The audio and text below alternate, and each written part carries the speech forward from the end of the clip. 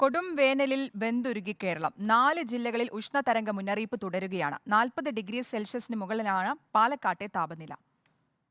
ഒറ്റപ്പെട്ടയിടങ്ങളിൽ ഇന്ന് വേനൽ മഴയ്ക്ക് സാധ്യതയുണ്ട് എന്നുള്ളതാണ് പുറത്തുവരുന്ന വിവരങ്ങൾ. ഇക്ബാൽ അറക്കിലാണ് വിവരങ്ങളുമായി ചേരുന്നത് പാലക്കാട് നിന്ന്. ഇക്ബാൽ, ഉരുകിയൊലിച്ചുകൊണ്ടായിരിക്കും സ്വാഭാവികമായിട്ടും ഇക്ബാൽ അവിടെ നിന്ന് തത്സമയം നമുക്കൊപ്പം ചേരുന്നത്. എന്തെങ്കിലും പ്രതീക്ഷയ്ക്കുള്ള വകുപ്പുണ്ടോ ഇക്ബാൽ അവിടെ?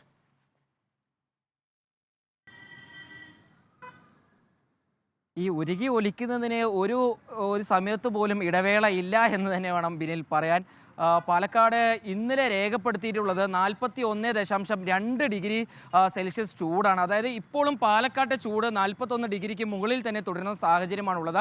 ഇതുകൊണ്ടാണ് ഇപ്പോഴും ഈ ഉഷ്ണതരംഗ മുന്നറിയിപ്പ് പാലക്കാട് ജില്ലയിൽ നിലനിൽക്കുന്നത്. ആളുകളെല്ലാം ഈ ചൂട് വല്ലാതെ ബാധിച്ചു കഴിഞ്ഞു. ഞാനിപ്പോൾ നിൽക്കുന്നത് പാലക്കാട് ഒലവക്കോടിന് സമീപമുള്ള ഈ കൽപ്പാത്തിക്ക് അടുത്തുള്ള ഈ റോഡിലാണ്. ഇവിടെയൊന്നും ആളുകൾ പുറത്തേക്ക് ഇറങ്ങാത്ത ഒരു സ്ഥിതിയിലേക്ക് കാര്യങ്ങൾ എത്തിച്ചിട്ടുണ്ട്.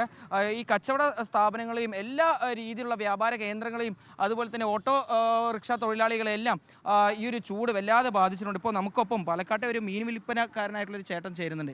ഈ ചൂട് എങ്ങനെയുണ്ട് പാലക്കാട്? പാലക്കാട് നല്ല ചൂടാണ്. മീന് കിട്ടുന്നുണ്ടോ? ചൂട് കാരണം കുറഞ്ഞോ? കുറവാണ്. ഏതാണുള്ള മീൻ എങ്ങനെ കിട്ടുന്നത്? കിട്ടുന്ന പറഞ്ഞ മീൻ കമ്മിയാണ്, കുറവാണ്.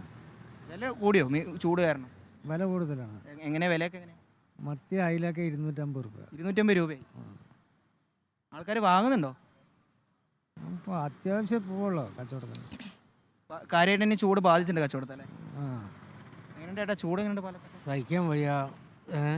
ഇപ്പം നമ്മുടെ തൊഴിൽ വന്നിട്ട് ചെണ്ട ഹോട്ടലൊക്കെയാണ്, പിന്നെ കാറ്ററിംഗ് വർക്കുമാണ്.